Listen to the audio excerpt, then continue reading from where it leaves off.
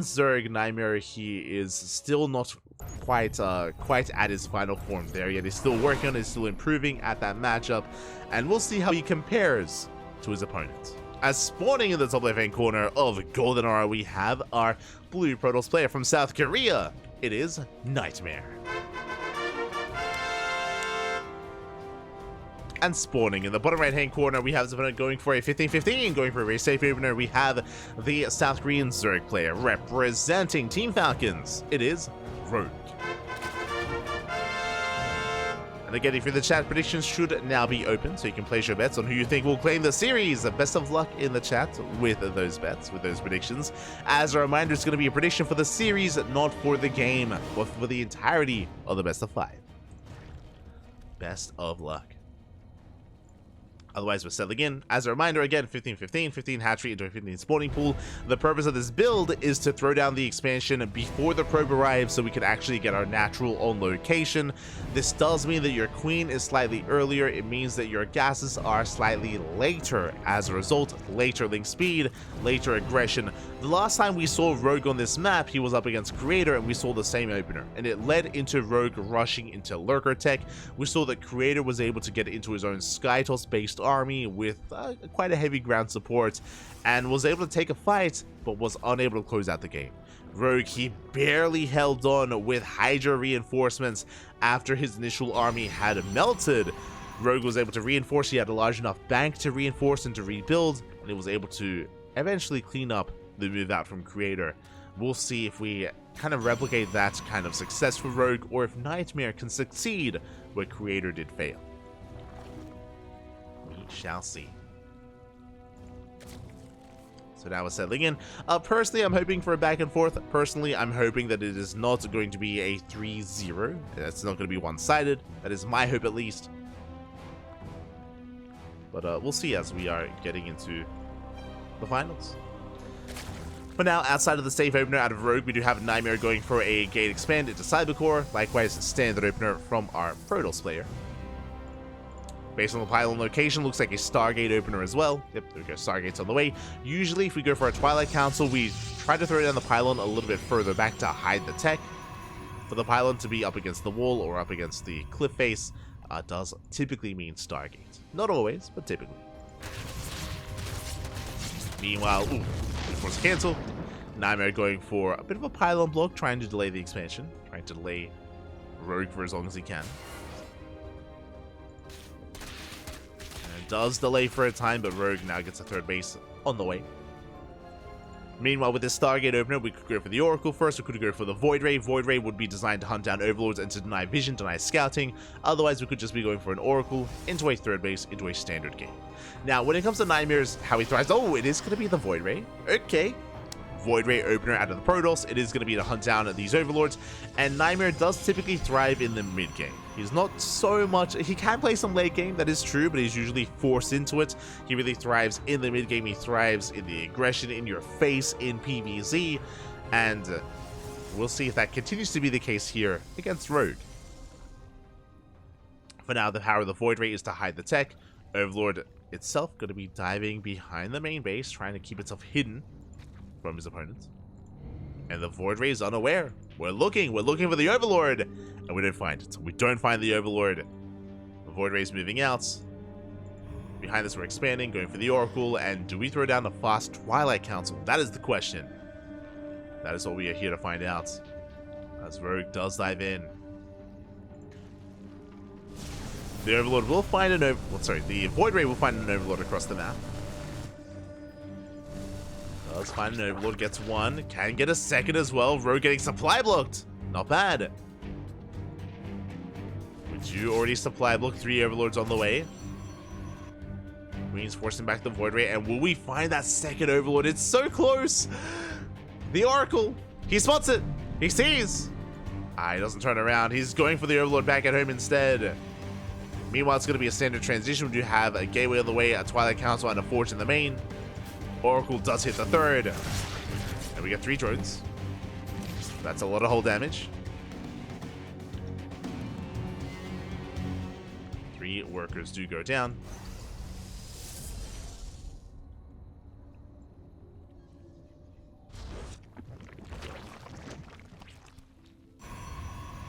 Overlord's still getting scouting. Wait, what? Where'd the Void Ray go? I was like, where'd the Void Ray go? If not at home. The Overlord will get a full scout, by the way. Does confirm the Twilight Council and the Forge as well. Big scouts. Meanwhile, Oracle's being active, catching a tumor. Dipping into the bases. And will manage to get a couple of extensions. Oh no! Big overextension! Yeah, a little bit too greedy there by NightMare. One Oracle goes down. That is not worth it. We have gotten a couple of workers, but once again, oh my god, calm down! The Oracle takes a lot of hits, and we have to get the hell out of here. Meanwhile, back at home, Lings are still being active. Still marauding around, threatening the bases, threatening a counterattack as well. And NightMare is teching up. Okay, we're not going for a 3-base all-in. We're not going for a too heavy Stalker aggression. We're defending and we're taking up into what looks to be Colossus. I'm assuming Colossus, we can go into Disruptor. But again, we are taking up instead of investing into the army. As the 3rd base is getting up and running, NightMare taking a more defensive stance. Working with the bare minimum, at least for now. And once again, I was curious if Rogue was going to change things up, if he was going to switch gears here, but the answer is no. The answer is, as we get to top of the Void Ray, we have +1 range. +1 range is on the way, Hydroden as well, and this should be to rush into Hive Tech, as the Infestation Pit is almost done. We're almost done with the Infestation Pit. From here, leads into Hive Tech, leads into Lurker production. Now, Rogue is playing a little bit differently, and I'm sure a big reason as to this is because he was able to scout the main base and confirm the lack of warp-ins here at the 3rd. But what I'm referring to is that Rogue is not making roaches. Previously, against Creator, Rogue did invest into roaches early on to defend, to survive. This time, we're skipping roaches and going into Hydro Lurker Viper as quickly as possible. So Rogue is cutting corners. And he's getting away with it. So Rogue able to be a little bit greedier. Now, as a result, Rogue is vulnerable. He is vulnerable at the moment to, a move out to aggression. We do have a handful of Stalkers moving out onto creep, but that's quite a lot of creep already here for Rogue.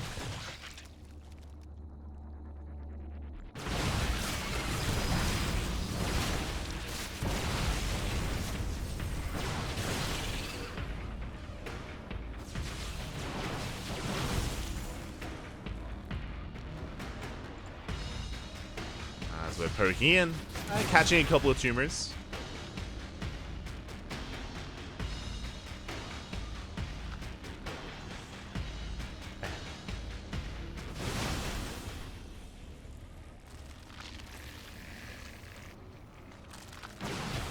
And clearing up a couple of tumors. Likewise, not really committing to any kind of move out. As we mentioned before, again, NightMare doesn't really have too much production to really sustain a large enough army to break through. We're just poking and prodding, and that means that Rogue gets away with Lurkers. He has successfully gotten away with rushing into Lunker Tech. The Lunkers are here!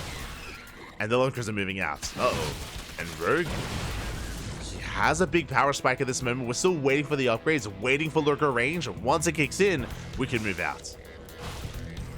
Until then, NightMare is scouted. Behind this, Disruptor production has begun. We need those Novas, we need those Disruptors. NightMare was able to make use of them to quite great effect against Firefly. But we need them here and now against Rogue. Get into Adrenal. Rogue joining up to 85. Solid economy. Getting a 5th base. The creep was stifled for a moment, and Rogue is busy replacing it all. He's being kept busy.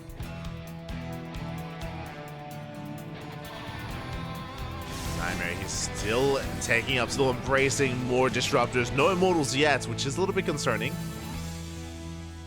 Heavily reliant on those Novas. Very heavily reliant. See Rogue being active. Likewise, NightMare scouts him. Does respond.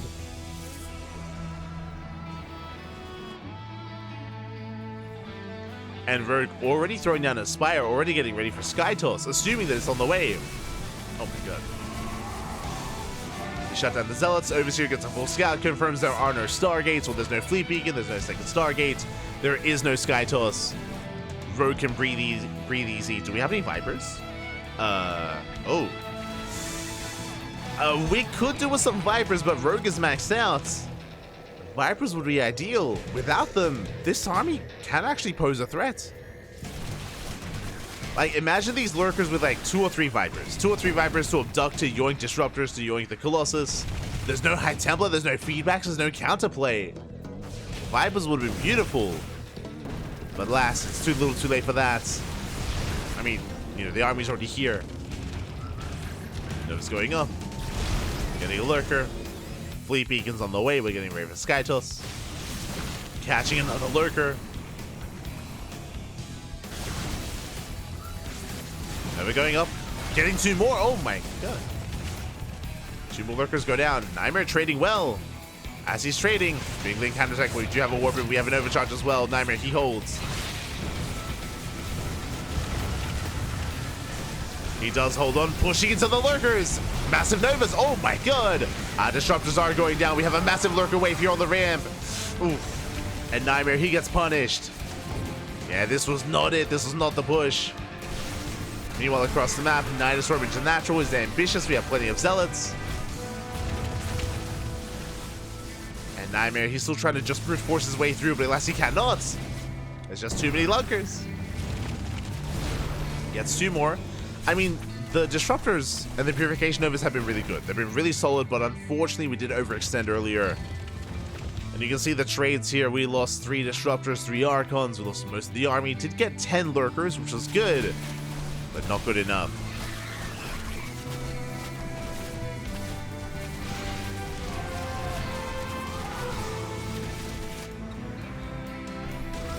Once again, up. Getting another. Oh my, we're getting so much value with these Disruptors. It's so good. We get 2 more. And do we have enough? And this time we get on top of 2 more of these lurkers. Another does barely arrive, but there's 1 lurker left. And it looks like NightMare, he has broken the main army of Rogue. At the same time, behind this, we're counterattacking. We do take down a mineral line. NightMare's economy is not looking too great. Does take a big blow. Likewise, NightMare being forced to chase down these drones, being distracted, which means Rogue is rebuilding his army. We have 9 lurkers on the way. Oh, sorry, 5 lurkers on the way. 9 in total. Rogue, he buys time, and he rebuilds. Bearing in mind, Rogue has an economy. Rogue has this northern base operational. Rogue can rebuild. NightMare less so. As NightMare lost so many workers to that lurker counterattack. And Rogue holds. NightMare doesn't even get the base. No! We could have gotten the expansion. The base survives. Lurkers have been replaced. And Rogue, he's holding. Barely holding on. NightMare was trading well, but it does feel like he missed his window of opportunity. I mean, to be honest, I don't think NightMare could have ended the game, but I think he could have at least killed a base and maybe threatened a second hatchery kill as well. Maybe. Alas, gets neither. Meanwhile, the fleet beacon is done. Mothership's on the way. Minus 300, minus 300. Love to see it. Is on the way. Lurkers have amassed. Okay, that's a lot of lurkers. We only have 1 Disruptor. No! Disruptor goes down. NightMare is trying to brute force his way through, but brute forcing into all these lurkers. It's not advisable. He breaks through the first line of defense, but not through the second. Yeah, too many lunkers. We focus on the Immortals as well. There's 1 Immortal left. Yeah, no. It's not gonna happen. The final Immortal goes down just before the Mothership arrives as well. I mean, NightMare did trade. He did kill a lot of lurkers. That was what? 10 more lurkers going down. But we have another 7. NightMare rotating. Again, this is not a pretty game state. With again, just trying to brute force the issue here. Brute force the win. Another lurker counterattack. Lurker in both the 4th and the 5th. Denying so much mine time, forcing a recall. Yeah, the lurker harass doing well here for Rogue. Winning him this game. Or keeping him in this even. By crippling the economy earlier, denying mining time, forcing back the army. giving Rogue breathing room. I would still love Vipers. I'll be honest. I feel like we made Vipers against Creator, remember? Like Rogue, he's made them already, he knows, but against NightMare, nah. He says he doesn't need them. I think he does, but he has faith, he believes, man.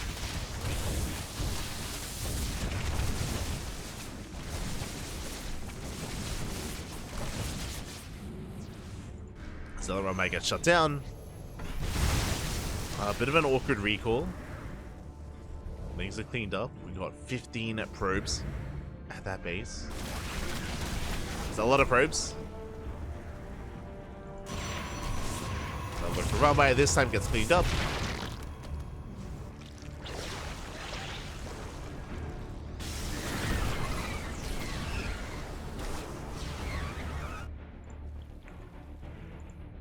I mean, both armies are maxing out. This time we are lacking disruptors.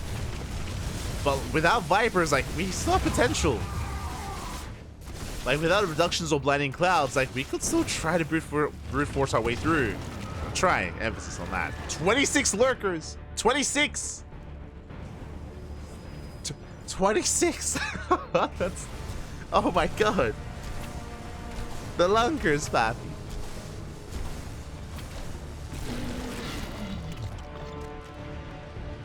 Lurker gets shut down. Oh, sorry, Nidus Storm gets shut down even. Another Nidus into the main. This one is gonna finish. We're getting in! The Lunkers! They get across the map, and one slip up is all it takes. We get into the main base. Storm is almost done, but we do get on top of the tech. Fleet Beacon's gonna be going down. Oh, the Immortals, no! Oh, they get completely shut down as well. They waddle into the Lurkers. Another Nidus on the way. If it finishes, we can evacuate. Oh my god, the Archons! It's a meat grinder! Get away! Oh my god, the High Templar going down as well. This is not the way to approach this. The choke point is brutal. And the Lurkers, they hold their own. Oh my god, Archon's going down. Nidus finishes, they get the hell out of there. At the same time, we hit the 4th and the 5th base as well. And how much was that? We got 3 High Templar, 4 Archons, 3 Immortals for 8 Lurkers. And we get 21 probe kills. I'm loving the use of the mothership. We save the base. We do need detection. Oh. As Rogue is maxed. At this point, Rogue is maxed out. We mentioned before that NightMare thrives in the mid game, but in a longer game, he can struggle. And we never did embrace Sky Toss. Likewise, the composition as well was a little bit lacking. We never embraced Mass Immortal. At a time, we were relying on Disruptors, then Archons.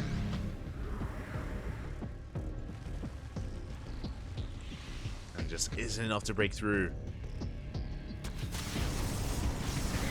Ling Rambai is shut down by the Colossus. Nice into the main. And so we're going for the base. We're going for the Nexus. Couple more volleys and it will go down. And there it goes. Nexus does fall. Ling Rambai coming back in. Rogue just pulling NightMare apart.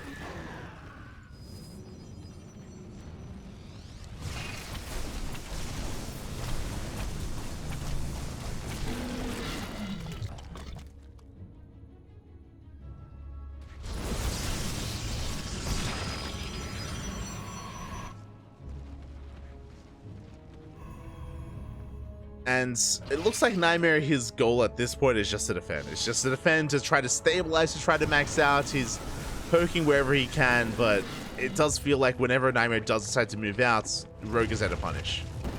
And even then, he can't move out anyway. Oh my god. We're back up to 27 Lunkers. 27. We have a couple of Corruptors as well. Storm goes up. Lurkers are slowly pushing forward. Now we are looking at our position, NightMare. Big Spine Shot's going off. Getting an Archon. Likewise, we have the high ground as well. One army pulls away, the other army pushing forward towards the last fighting base here of NightMare. Oh my god, the wall of changelings! Okay, we get out of here. We were a little bit afraid of a counterattack. Oh, nope, never mind. We're coming back in. Trying to get a feel for where the army of NightMare is headed. There we go. Back into the Nidus. Nexus survives. Oh my gosh, that was a lot of changelings going down. As Rogue does attempt to reposition, outposition even. And there's a lot of storms. Oh, the Colossus! One Colossus goes down. We get the Archon. Storms on the Hydras, barely any. And the slow siege of lurkers. We break through the Colossus, break through the High Templar. GG gets called, and the 27 lurkers, they break through, and Rogue takes game number 1. GG. Oh my god. Rogue does take the first game. But as a reminder, this is the best of 5. We have a full series ahead of us. We have opportunities to bring it back, but a solid game 1 here out of Rogue was able to pull apart the attention of NightMare. NightMare did have his own moments, if you recall. There was a big moment where NightMare was able to break through the first line of lurkers, able to get on top of that 4th base, able to get the mineral line, but didn't keep pushing from there. NightMare was not too confident to keep up the aggression. He backed off. He allowed Rogue to stabilize, to remax, rebuild, and get into a critical mass of lurkers. I do think that the army composition was a little bit lacking. We could have done with some, spell casters mixed in, specifically Vipers would have helped a lot, especially before we got into High Templar, before we got into Storm. But despite that, I mean, it worked out anyway. it was fine. It was fine. Despite that, Rogue was still able to pop off, and with that, we're now getting into game number 2. Let's go.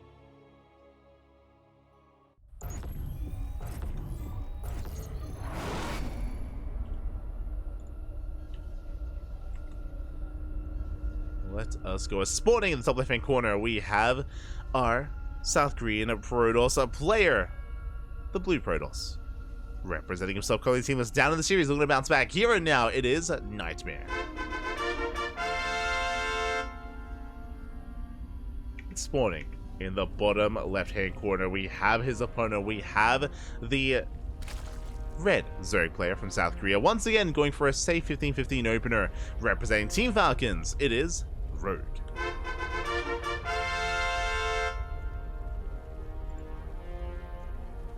We go.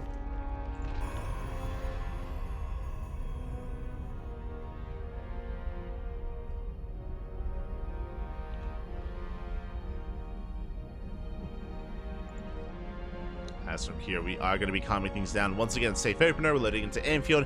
Amphion was one of the few unorthodox maps that did slip through the vetoes. As it's a best of 5, we have limited vetoes available. So Amphion is going to be an interesting one. This is a map where something like Mutaplay is a little more viable, a little more prevalent, for example. Likewise, I mean, short rush distance by air means that Skytoss, something like a Tempest Rush, or a Skytoss Rush in general, can work wonders as well on a map like this. We'll see if either one does embrace that.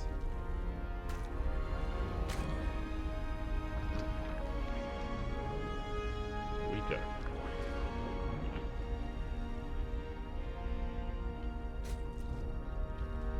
We go.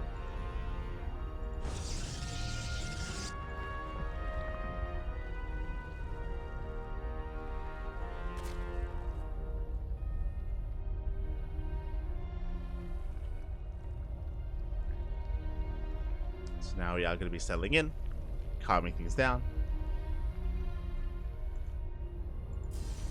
We'll see our take of choice. Once again, it looks like a Stargate opener out of NightMare. The Stargate from NightMare, and we'll see how Rogue does open up as well. As a reminder, last game, Rogue did skip his Roach Warren. He did go Ling Hydra straight into Hive Tech, into Lurkers. Rogue was quite greedy in the last game. I'm curious if Rogue plays similarly, and we'll see if NightMare can maybe try to punish that greed instead.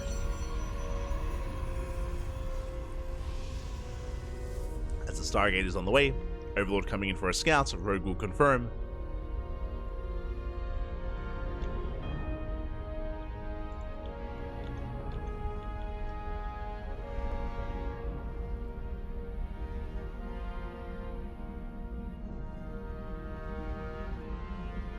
And we will be settling in.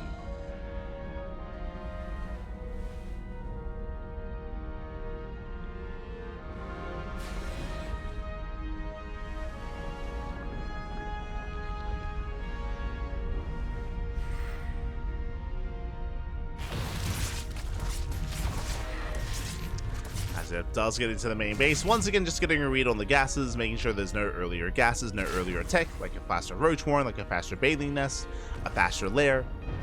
I mentioned before that going to mutas is not unheard of on this map, but for now, everything's looking as it should. We're calming down, Pat. Calming down after an intense game. After an intense game one. There's the Oracle. First Oracle's moving out, a second's on the way.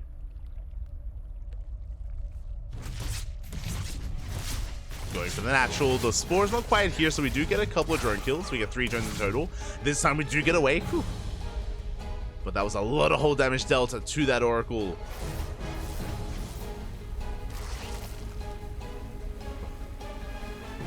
And we do manage to get a Larva as well. That's a little bit extra. Just a little bit. Here, NightMare backs up, second Oracle's moving out, third Oracle's on the way, and from here we can expand, and that is going to be a Twilight Council added into a Forge. I imagine the Forge should be on the way thereafter. Ooh, was the Oracle? Oh, no! Does get away. Does manage to slip away. There we go. Forge is on the horizon here for NightMare. We're not going into Glaives. Additional gateways, getting up to 5. 4 even. And we should be working towards +1 and Blink. +1 and Charge is also viable. The Oracles at least are still alive, but they are so battered, so bruised. I have to be so careful here. They're going for the Queen. They go for the dive. They get 1 Queen. And they're going for the second. Oh, Oracle barely does escape. We get 2 Queens. No! Poor Oracle. It's an okay trade. It's okay. Considering it was 5 drone kills in total, a Larva, 2 Queens, for 1 Oracle, it's not bad. It's not bad from NightMare. But is forced back. Behind this, Lair is on the way, and do you see what I see? We do have a Roach Warren this time. Roach Warren has been thrown down, but this might just be a safe Roach Warren out of Rogue. There we go, +1 range on the way. It looks like, once again, Hydra production is on the mind of Rogue. The Lair is now done. Roach speed is being reassured, so Rogue is playing safer this time, investing into Roaches initially. Didn't do this in game 1.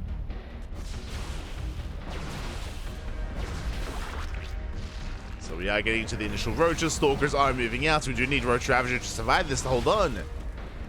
As we're just poking in. Meanwhile, Lings, they bypass the Stalkers. Once again, yep, Infestation Bit's on the way. That's going to be for Hive, and we should soon be throwing down the Hydra Den as well. This is the same build order that Rogue is going for this game that he did in game 1 against Creator, if you remember, on Golden Aura. In the quarterfinals. Meanwhile, NightMare did go up to 6 gateways, so 4 in the main, 2 at the natural. A much more aggressive start here out of NightMare. It's not all in, but it is aggressive. And he's moving out across the map, and Rogue, if we are lacking an army, we can be punished. NightMare pushing in. Distracted for a moment back at home. The Bay is on the way. Is going to be 4 Disruptors or Colossus or both.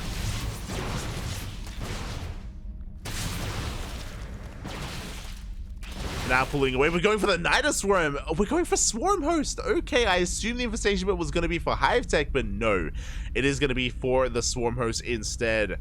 Again, this is a beautiful map for something like Swarm Host play. The reason for it is this location here is just so isolated, so secure. A Nida Storm here is going to be so difficult to keep up and to shut it down. But now we're keeping up with the Stalkers. We're holding our ground. The bases are left untouched for the time being.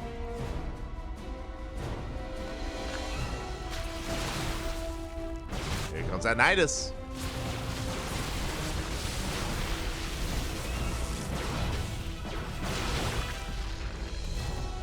Nidus running to the main.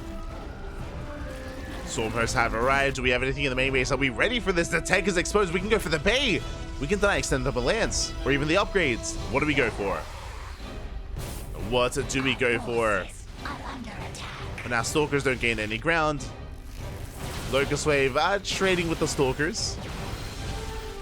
And it looks like they shouldn't get much else. Going for the Stargate. Oh, they do get it. Stargate goes down. Oracles, they do find the Nidus, but we have Queens! We have Queens to support.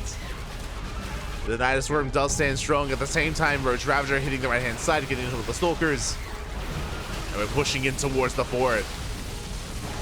And we're just zoning NightMare away. He's forced away from his own base. Things are trickling in. The Locust Wave is available. And do we go for the main? And we are.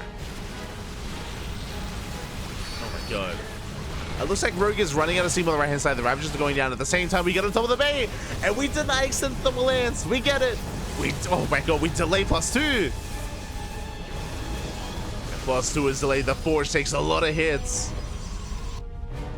The Locust, I'm sure, with the next round, wants that Forge. Nastling rotating. Oh. Nidus Worms get cleaned up. Not bad. Back up Nidus on the way on the right-hand side.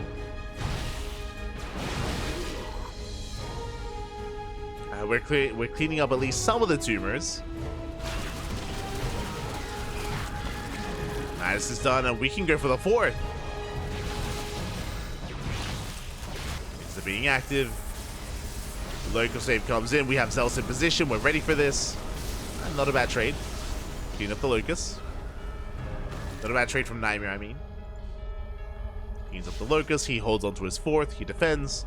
Meanwhile, Rogue behind this is going to be maxing out, and we spoke about Hydras earlier, and there it is. Hydra Den is done, the Lurker Den is done. We're transitioning out of Roach Swarmhost into Hydra Lurker Viper. Now, I mean, I say that, we didn't make any Vipers last time, so at least Hydra Lurker tech. At the same time, Fleet Beacon's on the way, +1 air attack. NightMare is getting ready for Skytoss. NightMare is diving into Skytoss. As his opponent is embracing Lurker tech. Oh, can we get the Colossus? Ooh, not quite. Going for the base. Going for the mineral line. Oh my god. Late reaction. We get 14 probes in like 2 seconds. We come back too soon. No. We came back too soon. 20 probes go down. Not like this, NightMare. Not like this. It's a nightmare. 20 probe kills. We cripple the economy here. I mean, Rogue doesn't have the greatest economy himself. Again, like, his own worker count is only at 69. Nice. It's a nice economy. Not amazing.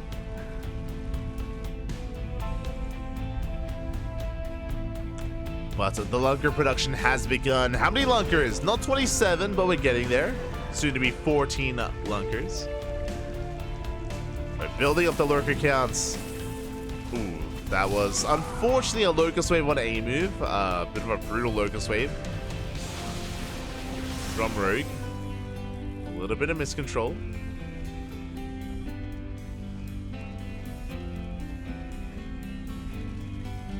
And uh-oh, that is 3 carriers at a time. I am a little bit concerned here for Rogue.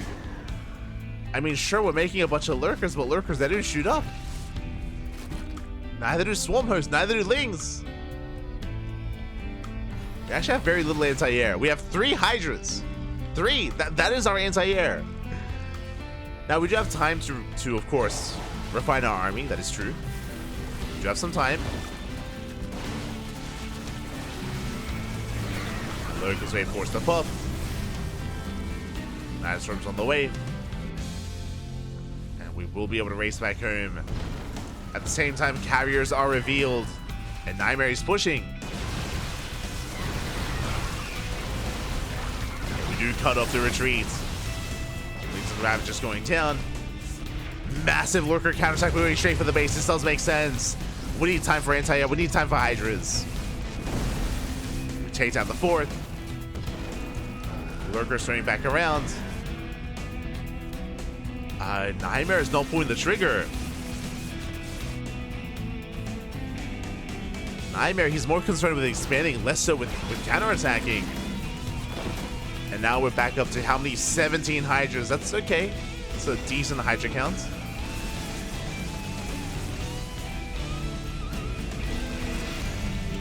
Storm's getting knocked down. Still starting to deal with the lurkers. Spire is done. +1 air attack on the way. Flyer attack even. And unfortunately, NightMare, he's just busy keeping up. He's stuck, kind of rotating between his bases, his 4th, his 5th, top right, bottom left. NightMare is stuck defending, and this is giving Rogue time to build up. And he's going for the Forge, or at least the Pylon. Gets a Pylon, and doesn't quite get the Forge in the end, but does delay +3. Lurkers, they take down the 4th base. And this time we keep going. This time we do keep pushing. Bold move here out of Rogue. But the Lurkers, they're in the mineral line. Observers coming in. Oh my god, and we will clean this up. Not without losing a lot of Stalkers though. Oh, Jesus. We get 16 probes. We get the 4th, we get 16 workers. Another Nidus Worm. NightMare is still stuck just trying to extinguish all these fires, trying to keep up with the aggression. And here come the Corruptors.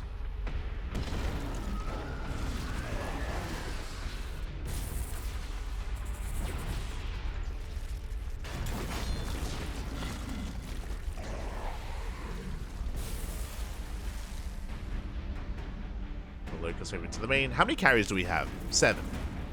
Soon to be 9.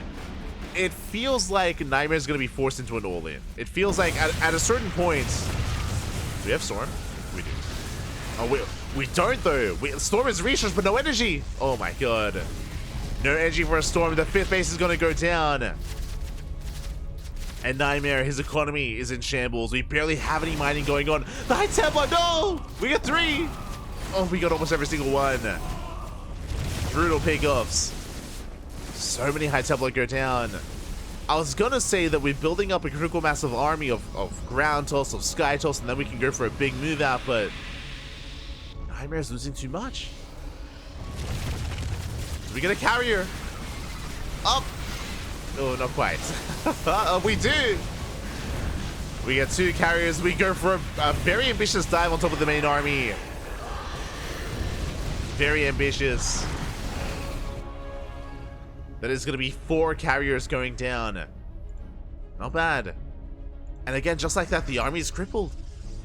We lost so many High Templar, carrier. That was how many? That was 6 High Templar, 4 carriers, and 16 Stalkers.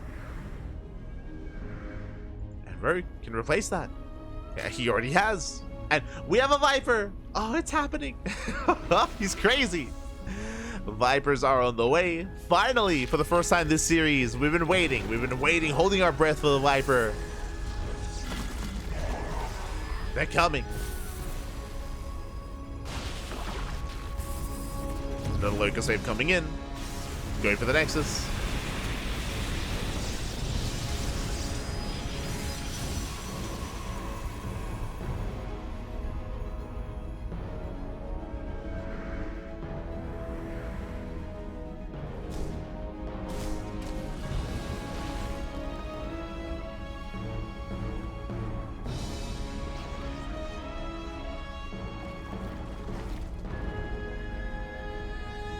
With this Rogue, he's going to be able to just rebuild, remax, this time with a greater army. That is a lot of Archons. bear that in mind. We may just decide to go for a big ground toss transition once we lose all the carriers, that is true. But thankfully, we are not neglecting those Lurkers. We have 5 more Lurkers on the way. Another Locust wave comes in, we go for the Nexus, Nexus goes down.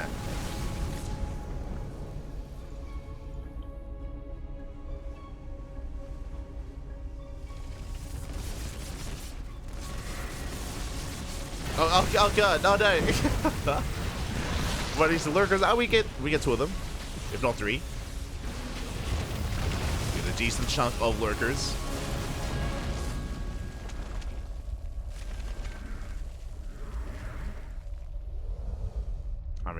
back.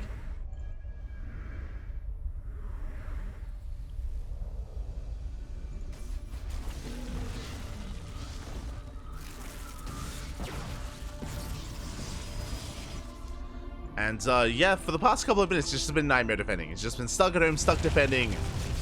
And we're waiting for Rogue to find that final fight. Does come in, goes to carrier, gets one. Gets a power bomb as well, but here come the Archons. Oh my god, but there are so many lurkers. We just shut down the Archons. We shut down the carriers as well. The Archons, they do nothing. GG gets called, and Rogue takes a 2-0 lead in the grand finals. GG. Oh my god. GG, well played. Rogue does end up taking it here. Again, just pulling NightMare apart with something a little bit more unorthodox. It's something that you can do on this map is Swarm Host. Swarm Host and Nidus Worms.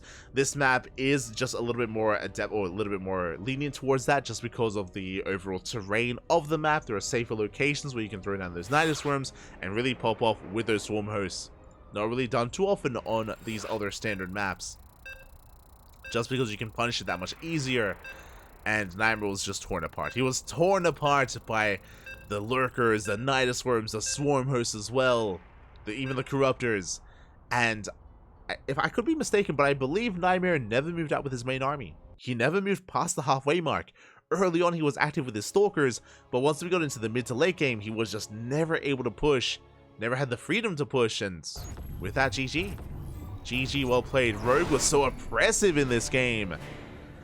And we'll see if we can bounce back here and now. We have to fight back because we're up against the wall. Spawning in the bottom right hand corner of Oceanborn, we have the South Korean Protoss player, the Blue Protoss, down in this series. One more loss and he is out of the tournament. Well, the series ends, the tournament ends. He has to fight back here and now. It is NightMare.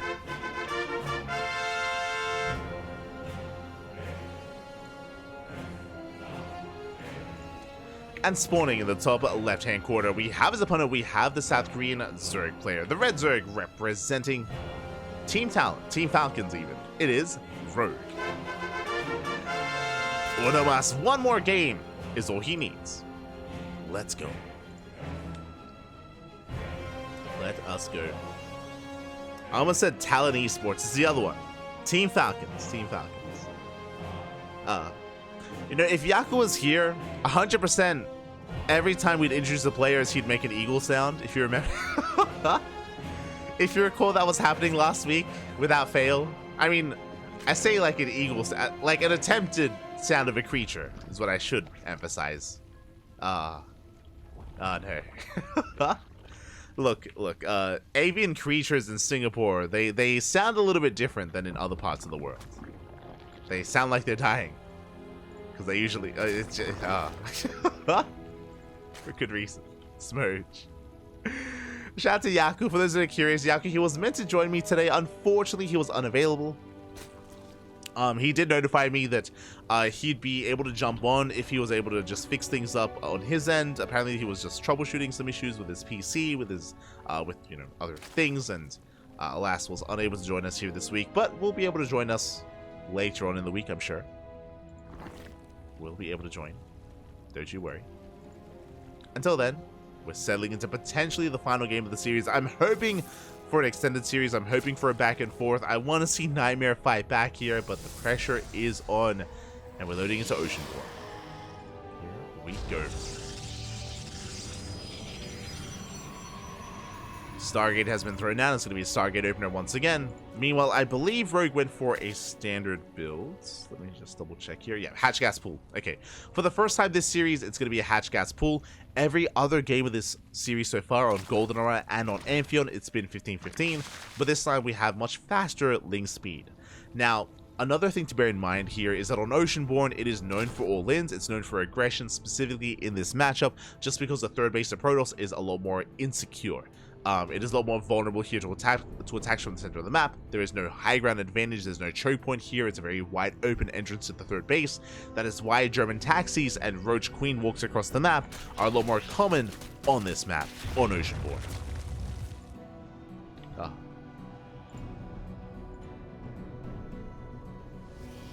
Also, I did notice in the chat, I mean, I said this before and I'll reiterate. I do apologize for the frame drops that you've been seeing. Unfortunately, it's just our connection to Battle.net.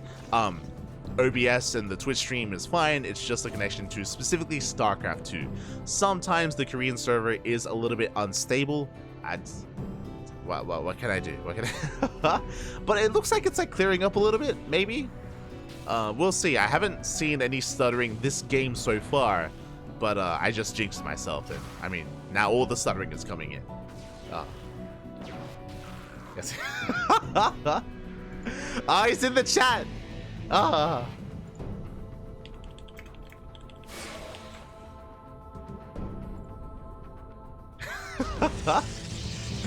out to Yaku is in the Twitch chat.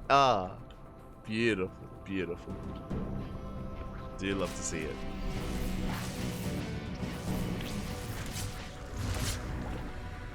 As, oh my god, for the first time, okay, for the first time this series, it's going to be an Oracle opener into a third base, into No Forge, into Glaive Adepts. Let's go. It's going to be a Glaive Adept build here from NightMare. And if Rogue cuts too many corners, then we can punish him. Plus one melee's on the way. That is concerning. That tells us that we are skipping the Roach Warren. No Roaches to defend. Baneling instead. Now, you can defend with Banelings. You can defend, but it is so crucial that you keep up with the movements of those Glaive Adepts with the Shades. Banelings have a hard time keeping up, but if you can kind of outmaneuver your opponents, if you can be in position ahead of time, then you can shut down the Banelings. Sorry, you can shut down the Adepts with Banelings, as Adepts are soon going to be moving out. Now, as a reminder, this is not an all-in, but this is a very aggressive start designed to get us ahead, so to give NightMare an economic lead by dealing some economic damage across the map. Adepts do shade out.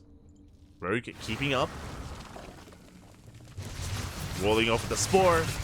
Lings going for the Surround. Oh, but the Lings are being shut down. They Glaive Adepts, they just melt those Lings.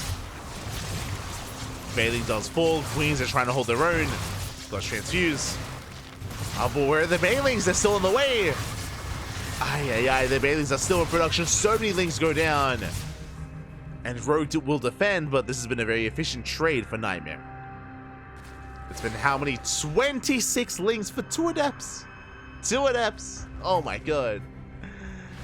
We don't quite commit. Rogue wants him to. Now he has Banelings. The Banelings are up. And NightMare does back off. Just clearing up creep, working on the transition. We have a Pulse on and Blink on the way. NightMare working on the next step. At the same time, Lings will hit the third base. There's nothing here. We get in. Oh, we get into the middle line. Shield battery's not done. Probes are going down. Massive damage here for Rogue. He gets 3 probe kills. Up, can we get 4? But not quite. Just 3 workers, but he does force the defensive orbit. And Epstead race back home, and we're free to drone. We're droning up. Burrow's on the way. Lair as well. And we should be embracing Lingbane Hydra. Should be. As we see NightMare moving out. Going for another counterattack. Blink almost done. Third base still standing strong. Actually, that's an infestation pit. Oh. Okay. Interesting. Are we crazy enough? Like, are we crazy enough to go Lingbane into Ultra? No shot. No shot. There's gotta be a Hydrogen on the way, right? Through connections. Oh my god. Lingbane does shut down the Adepts. Infestation Pit is done. No Hydrogen. Now, Lingbane into Ultra in this matchup, I think the last time we saw this was on Ancient Cistern. This was like 1 or 2 years ago. Long time ago. But Dark used to be all about this. Dark used to be all about Lingbane Ultra in ZvP. I remember seeing it on Ancient Cistern. I think we saw it maybe once on Gressvan. Maybe. But 100% on Ancient Cistern. 100% at least on that map. But it's been a while. It's been a hot minute.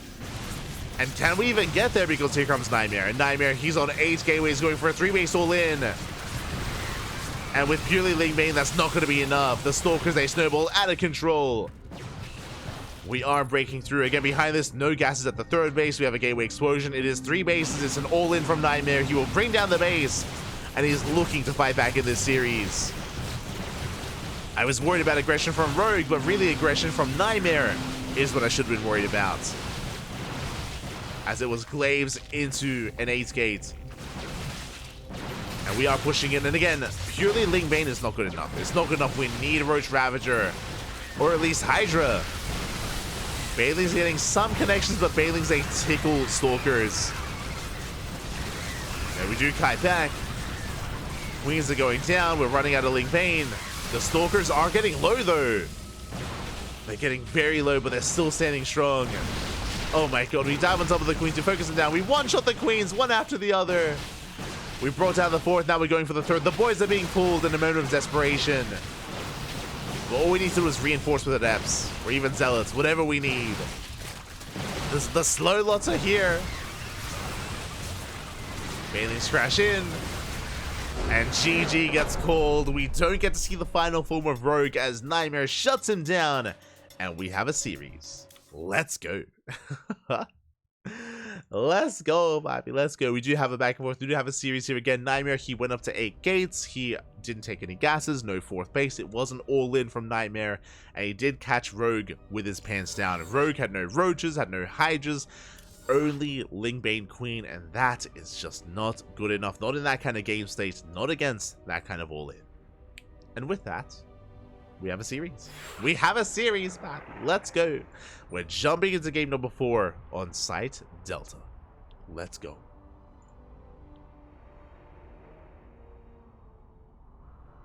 Oh. It's catching up.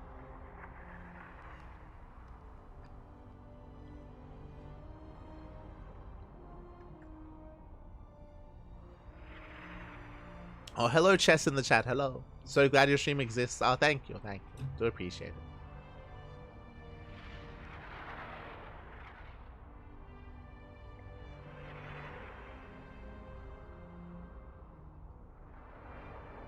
Ah.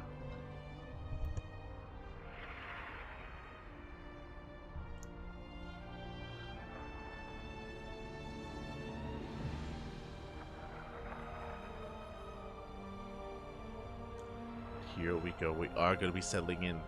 Looks like our players need a moment. Looks like they need un momento here before they can jump in. Understandable. It's been a very intense series so far. Has been intense. And we'll see if NightMare can continue his return here. I mean, hey, we've taken the game so far. Can we take another? Now, a big factor here is going to be the map. We're loading into Side Delta. Unlike Oceanborn, Side Delta has a longer rush distance by ground. It is a much larger map. It's more wide open as well. It's not as ideal for these kind of aggressive plays and all-ins. So we'll see if we can take a bit of a different approach here on Side Delta.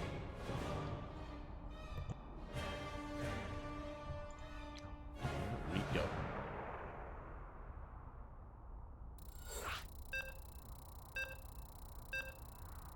There it is. So you can hear the beeps. It looks like our players are ready for us, and we are jumping into game numero 4.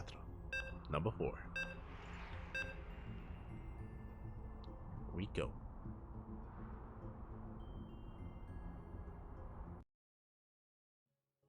Was literally facing Mass Ling, warping in slow loss instead of Glaives. Oh, it's fine, Bobby. It's fine.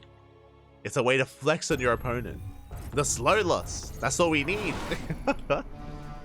But here we go. We're getting into our next game, and spawning in the top left-hand corner of Side Delta, we have our South Korean Protoss player, the Blue Protoss, representing himself currently teamless, but fighting back and putting a point on the board. Can he take another? Can we force the ace match?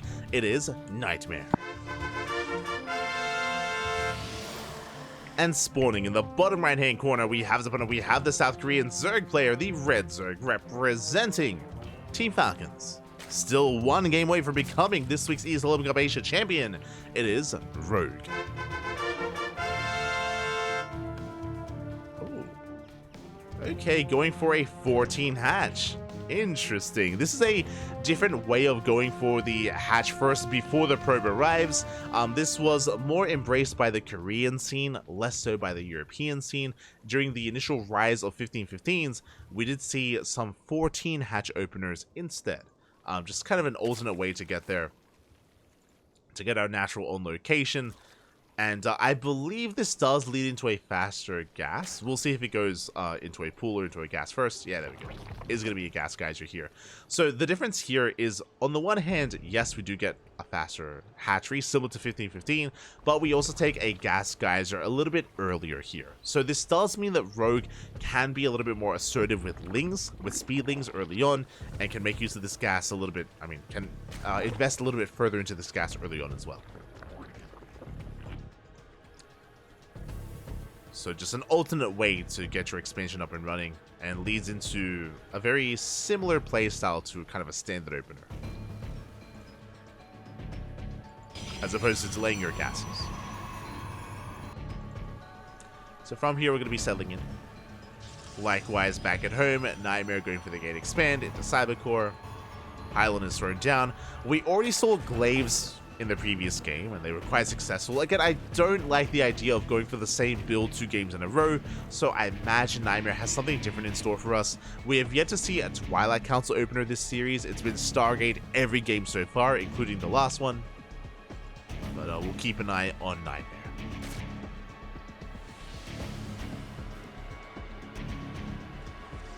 Oh, there it is! Let's go! As I mentioned, we haven't seen it yet this series until now. Twilight Council opener from NightMare. This could be one of 2 things. Either Glaive Adepts, or I guess one of 3 things. Glaive Adepts or DTs, or both. A combination of the 2.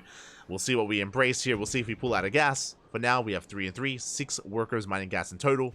If it's going to be Glaive Adepts, we should be pulling out soon, as the robot has been thrown down, but we pull back in, so it looks like DTs. It looks like a Dark Shrine-based opener here from NightMare. But the Overlord comes in for a full scout. Yeah, big moment here from Rogue. Does get eyes on the Twilight Council, gets eyes on the gas mining as well. I'm sure is aware that there's 3 workers in gas. And there is that Dark Shrine that we did mention. Now, even though Rogue didn't scout the Dark Shrine, he has seen enough to kind of piece it together, to assume. That's a lot of links. We're pulling the boys! Oh, wait, he's crazy! How does he respond to a Twilight Council? He pulls the boys and he floods Lings! I mean, remember, Link speed is earlier than last game because of the faster gas geyser. And Link speed is about to kick in. What do we have to defend? We have a probe ready to wall off. Uh-oh. NightMare is in position, and does he react in time? Does he wall off behind this? No, the probe! Come back! The probe does move out of position. The drones, they drill past! They go to the other side. They deny the wall off. The Adept is going to go down, and the Lings are flooding in. We were in position. We were ready for this. We were ready. We get on top of the pylon. The Stalker goes down. We depower the gateways. We have 1 Adept left, 1 Adept remaining. Pylon is still up. Lings, they bust into the main. They go for the Dark Shrine. A Dark Shrine. DTs could end the game, but they get on top of it, and they will deny it. And DTs will no morph in. Dark Shrine goes down. Meanwhile, the Adept does fall. Pylon likewise as well. We depower the low ground. The drones, they pull back home. They're going back to mining. GG gets called. It's just too much.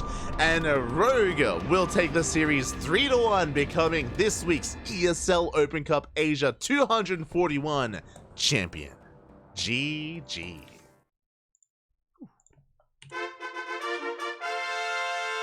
GG, well played. Congratulations here to Rogue as he does take the series. A crazy response, a bold move here to scout the Twilight Council opener, to of course, if you remember, have had Link speed coming up behind it, and to double down, to commit to pull the boys, to commit to a Link flood.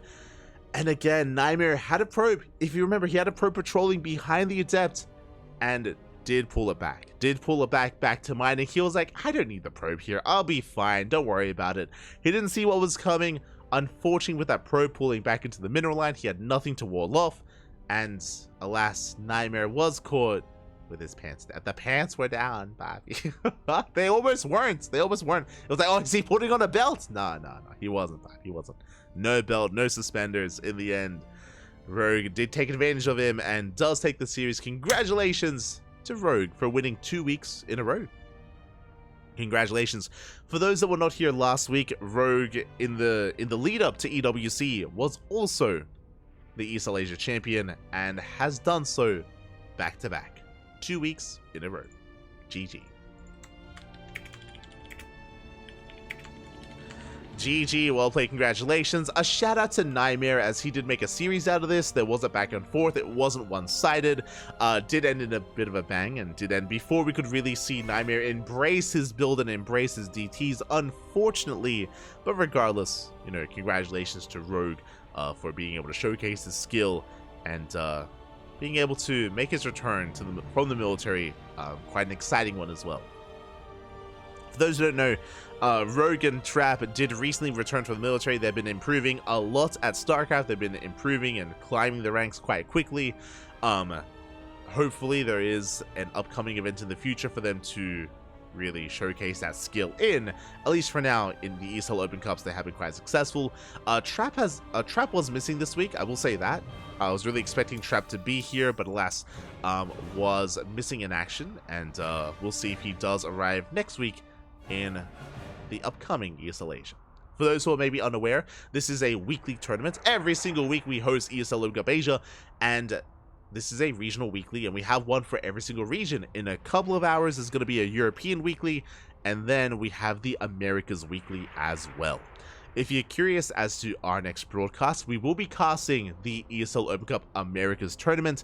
That is going to be in 10 hours. In 10 hours time, in 10.5 hours, we are going to be live again on this channel with ESL Americas. In 3.5 hours, we won't be live, but ESL Europe is going to be going on. It's tempting. Now, I know what I just said. At the same time, most of the casters are traveling. Most of the casters are traveling at the moment, which means there might not be coverage for ESL Europe.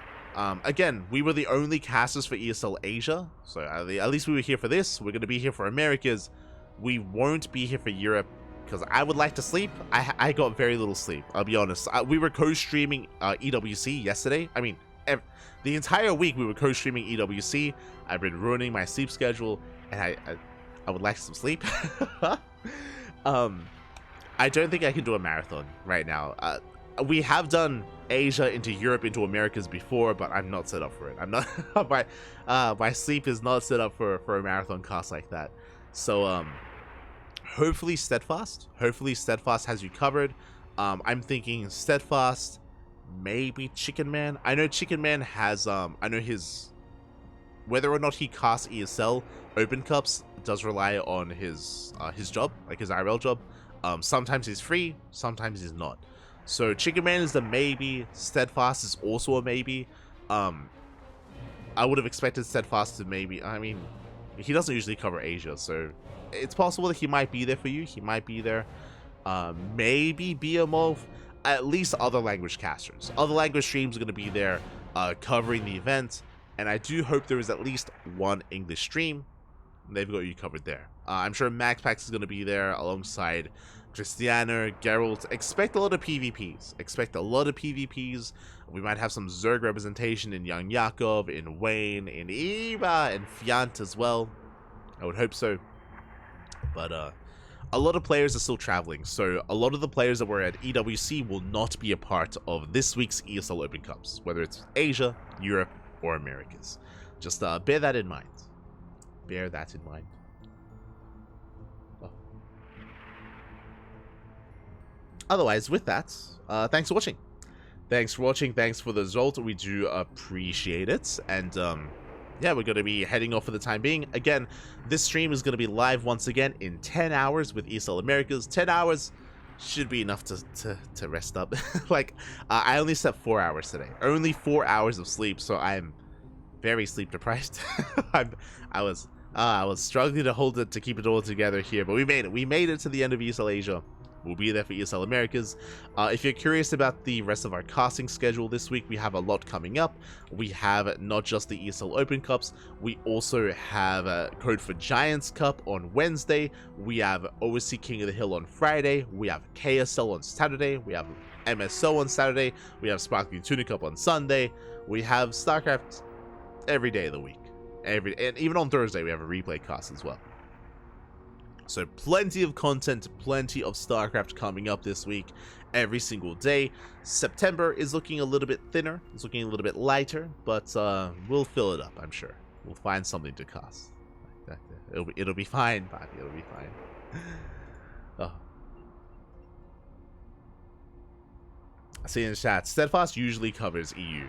Yeah, usually. Sometimes. So hopefully he's there. Hopefully. I prefer sleep over keeping SC2 alive. Sad time. You say that I haven't slept. That's the problem, though. The problem is I haven't slept. Button up that shirt. Oh, leave. Catching up.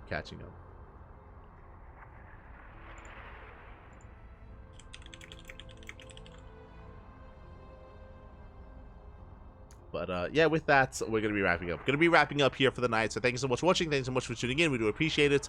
Again, we're going to be back tomorrow. I should also be having a ladder stream tomorrow as well. I have barely been able to touch the game for the past week because of, like, EWC broadcasts have been like 10 plus hours, so we've been busy. But starting tomorrow, I should be able to have some personal streams, streams on my own channel. If you're interested in that sort of thing, you can click on the Twitch title. You can see my name, light_VIP. I do stream on a semi-regular basis. I should be laddering tomorrow, laddering some SC2. So if you're interested in that sort of thing, I got you covered there. We only cast on the CranKy Ducklings. So casting and tournaments are kept on the CranKy Ducklings. Ladder sessions and team games and other stuff is kept on like our personal streams and personal channels. So if you're interested, you can follow me there. Otherwise, we'll see you guys tomorrow for ESL Americans. Otherwise, thanks for watching. You can also follow us on all the social medias. One moment, I should pay out the predictions. But you can also follow us on all the social medias. You can follow us on Twitter, Facebook, Instagram, YouTube, and Discord. All things CranKy Ducklings. Likewise, you can support us on Patreon as well. You can see our Patreon just underneath NightMare's name. Our Patreon is set up to fund our tournaments. We do host a weekly tournament and monthly amateur events as often as we can. And our Patreon is set up to boost the prize pool of those tournaments and grow the events as well. So if you want to support StarCraft 2 tournaments, then Patreon is the place to be. Otherwise, thank you for watching. Thank you for the support. We appreciate it. Whether you watched on Twitch or on YouTube, thank you so much. We'll see you guys tomorrow for ESL Americans. Until then, thanks for watching. Hasta luego. Ciao, papi, ciao. Hasta luego. It's time for bed.